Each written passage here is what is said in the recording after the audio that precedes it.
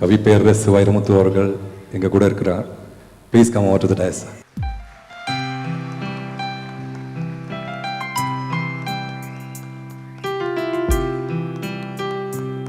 அனைவருக்கும் வணக்கம். ஒரு மகிழ்ச்சியான வேளை இது. உன்னிமேனன் அவர்களுக்கு என் நன்றியை தெரிவித்துக் கொள்கிறேன். உங்களையெல்லாம் சந்திப்பதற்கு ஒரு வாய்ப்பை தந்ததற்காகவும், நான் மிகவும் நேசிக்கிற பாடகர்களையும் இசையமைப்பாளர்களையும் இயக்குனர்களையும் ஒரு கூரையின் கீழ் சந்திப்பதற்கு ஒரு நல்ல சந்தர்ப்பம் வழங்கியதற்காகவும் உன்னிமேனன் அவர்களுக்கு என்னுடைய நன்றியை, வாழ்த்தை மீண்டும் தெரிவித்துக் கொள்கிறேன். நண்பர்களே, பாடகர்களை இந்த சமூகம் கொண்டாடுவதன் மூலமாக சமூகம் தன்னை தானே கொண்டாடிக் கொள்கிறது. காடுகள் குயில்களால் ஆசீர்வதிக்கப்பட்டது போல இந்த சமூகம் பாடகர்களால் ஆசீர்வதிக்கப்பட்டிருக்கிறது.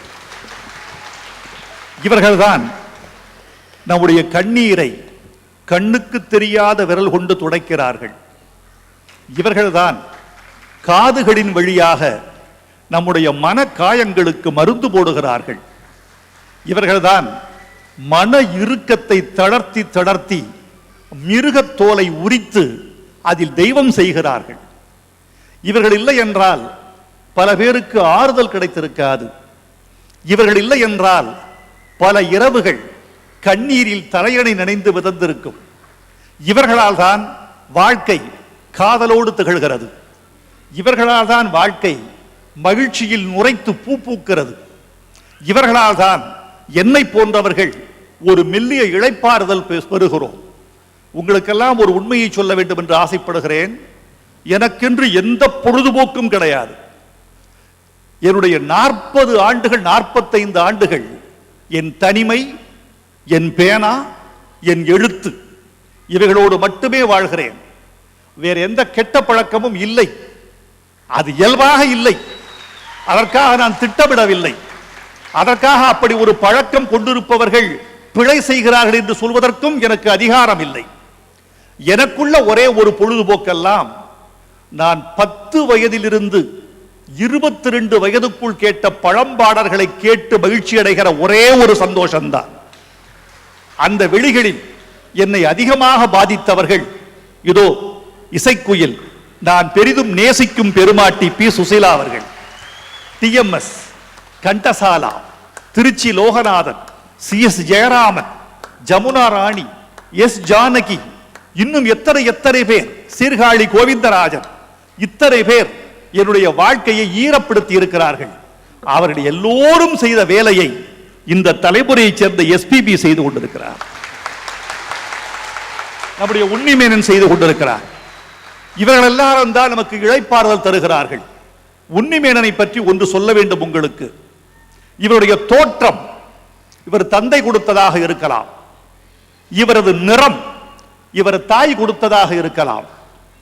இவருடைய சங்கீதம் இவருடைய குரு கொடுத்ததாக இருக்கலாம். இவருடைய பண்பாடு இவர்களின் குடும்பம் கொடுத்ததாக இருக்கலாம். அந்த குரல் மட்டும் இயற்கை மட்டுமே ஆசீர்வாதம் செய்து கொடுத்தது. அந்த குரல் தாய் கொடுத்ததில்லை, தந்தை கொடுத்ததில்லை, குரு கொடுத்ததில்லை, உறவு கொடுத்ததில்லை, உற்சவம் கொடுத்ததில்லை. அந்த குரல் இயற்கையின் ஆசீர்வாதம். இந்த வெள்ளை மழை ஒரு பாட ஒண்ண சுசீலா அம்மையாரிடம் கேட்டார்கள், என்ன அழகான குரல் இவருக்கு, என்ன அழகான குரல் என்று உலகத்தின் அழகான குரலால் பாராட்டப்பட்டவர் நம்முடைய உன்னிமேனன். எல்லாவற்றையும் விட முக்கியமானது இவர் இசை. SPB அழகாக சொன்னார், இவர் இசையை போல இவர் மென்மையானவர், இவர் மென்மையை போல இவர் குரல் மென்மையானது, பண்பாடு மிக்கவர். எனக்கு தெரிந்து திரையுலகில் பாடகர்களில் பாடுகிற போது தவிர அதிகமாக பேசாதவர்களில் இவரும் ஒருவர்.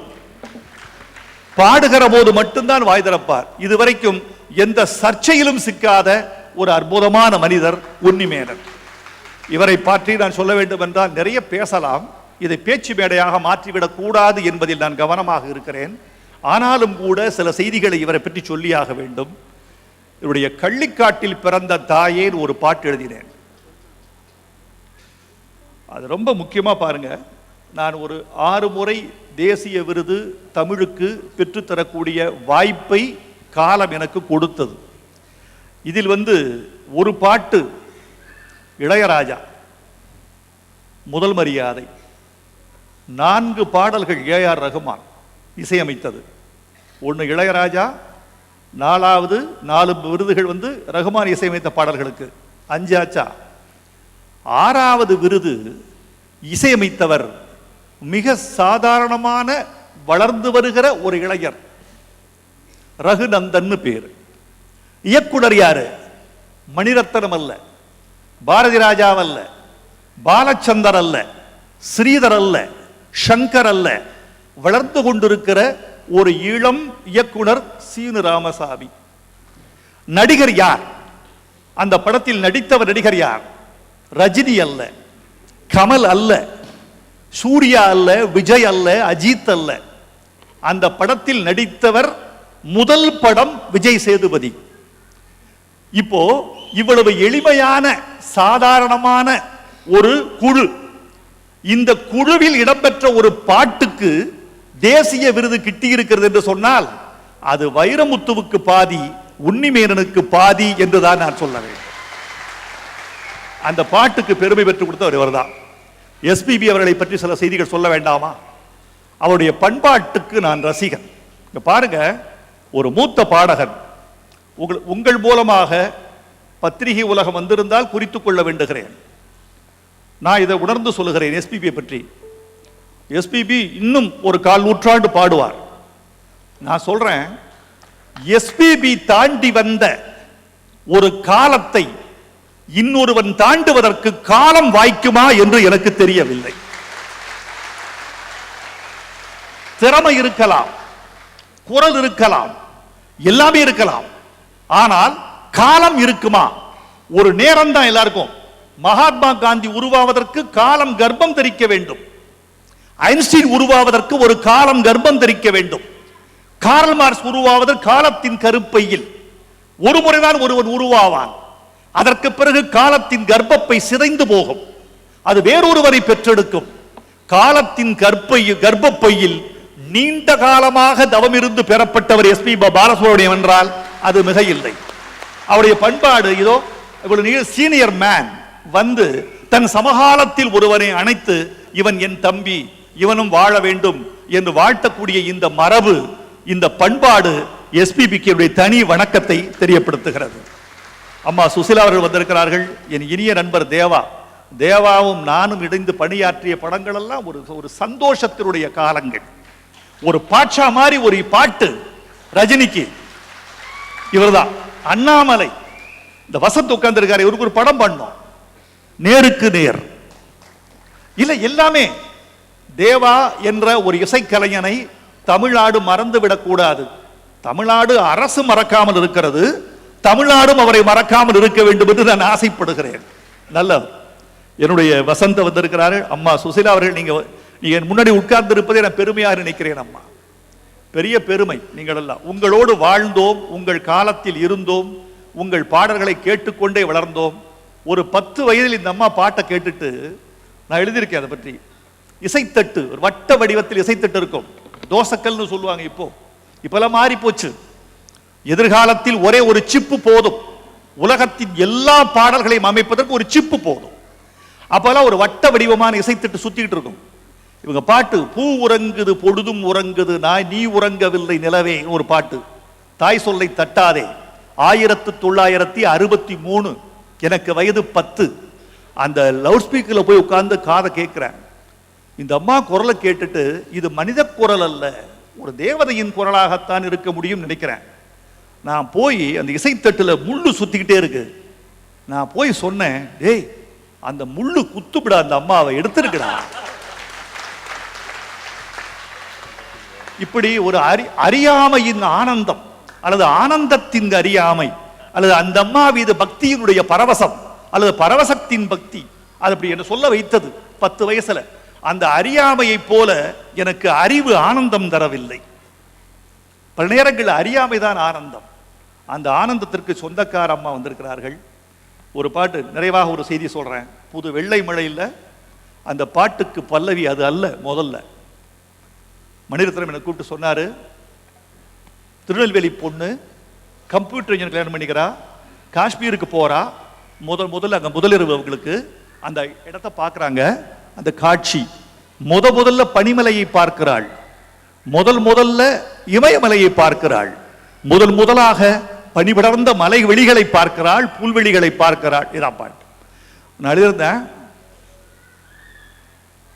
அந்த பாட்டுக்கு, இது காஷ்மீரமா இங்கு கார்காலமா, எந்தன் கோயில் புறா இந்த குளிர் தாங்குமா. இதான் என் பாட்டு. இது காஷ்மீரமா இங்கு கார்காலமா, எந்தன் கோயில் புறா இந்த குளிர் தாங்குமா. இதான் பாட்டு. ஒலிப்பதிவு ரகுமானுக்கு ஒரே கொண்டாட்டம். அவர் முதல் பாட்டு. மணிரத்னம் ஒரே குஷி, பிரமாதமா இருக்கு சார் பாட்டு, வரிகள் பிரமாதம், டியூனோட அப்படி மெர்ஜ் ஆகுது, ரொம்ப அழகா இருக்கு, பாட சுகமா இருக்கு. ஆனா அந்த பாட்டு வேண்டாம். ஏன் என்று கேட்டேன். இது காஷ்மீரமான்னு ஆரம்பிக்கிறீங்க, ரசிகன் முதல்லயே என் லொகேஷன் சொல்லிடுறீங்க. சொல்லக்கூடாது, அவனுக்கு பிரமிப்பு இருக்கணும். படத்தை பார்க்கும் போது காஷ்மீரமான்னு சொன்னோன்னா நான் காஷ்மீரத்தில் எடுத்தாகணும். தீவிரவாதிகள் மத்தியில் எங்க போய் எடுக்கிறது? நான் கடைசியில் ஊட்டியில் எடுத்தா எடுப்பேன். காஷ்மீரமா சொல்லாதீங்க, இது கார்காலமா அதுவும் சொல்லாதீங்க, வேற பாட்டு பண்ணுங்க. எந்த மாதிரி வேணும்னு கேட்டேன். சார் நான் முதல்ல சினிமா உங்களை பார்த்தோன்னு திகைச்சு போனது, இளைய நிலா பொழிகிறது இதயம் வரை நனைகிறது. இது அப்படி மனசு அப்படி இழுத்தது சார். அந்த மாதிரி இளைய நிலா மாதிரி ஒரு பாட்டு. புது வெள்ளை மழை இங்கு பொழிகின்றது, இந்த கொள்ளை நிலா உடல் நனைகின்றது, இங்கு சொல்லாத இடம் கூட குளிர்கின்றது, மனம் சூடான இடம் தேடி அலைகின்றது. எஸ்பிபி என்ன ரசிகர் பார்த்தீங்களா? இந்த சபையில் இத்தனை பேருக்கு தெரியாத சங்கதி அவருக்கு மட்டும் எப்படி தெரிந்தது என்று நான் யோசித்துக் கொண்டிருந்தேன். அவர் சொல்கிறார், எனக்கு வயதாகிவிட்டது, வைரமுத்து கூட இருங்கள் என்று. வயதாகிவிட்டால் கூட இருக்க வேண்டியவன் வைரமுத்து அல்ல, மகா ரசிகன், எஸ்பிபி ரசிகன். அப்படி நான் சொல்லுவேன். நான் சொல்லுகிற போது எழுதிக் கொள்வார். அப்படி பாட்டு வரி இருந்தா அப்படி ஒரு அண்ணாந்து பார்ப்பார். அவர் அண்ணாந்து பார்க்கிற போது என் தமிழையே என்னை அண்ணாந்து பார்ப்பது மாதிரி இருக்கு எனக்கு. அப்படி அழகா இருக்கு. அது சுகமான காலம். உன்னிமேனன், உங்களுக்கு இளமை இருக்கிறது, திறமை இருக்கிறது, ஆரோக்கியம் இருக்கிறது, அழகு இருக்கிறது, எல்லோரோடும் பழகக்கூடிய பண்பாடு இருக்கிறது. சில பேர் சினிமாவுக்கு வந்து 5 வருஷம் இருப்பார்கள், 10 வருஷம் இருப்பார்கள். திறமையை மட்டும் நம்புகிறவனுக்கு 5 வருடம் தான் ஆயுள். பரிந்துரைக்கு வருகிறவனுக்கு 10 வருடம் தான் ஆயுள். பண்பாடு உள்ளவனுக்குத்தான் ஆயுள் வரைக்கும் ஆயுள். பண்பாடத் தெரிந்த பண்பாடு மிக்க என் அருமை சகோதரர் உன்னிமேனன் இன்னும் பல்லாண்டு வாழ்ந்து எல்லா மொழிகளுக்கும் தொண்டு செய்ய வேண்டும் என்று வாழ்த்தி விடைபெறுகிறேன். நன்றி, வணக்கம்.